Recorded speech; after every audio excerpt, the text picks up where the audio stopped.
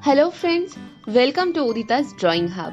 I will try to teach one by one drawing methods easily. So keep in touch. If you think my videos are really helpful for you, do subscribe my channel for more interesting and informative drawing videos.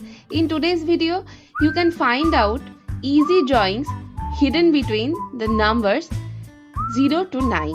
So let's start some funny drawings with numbers for kids.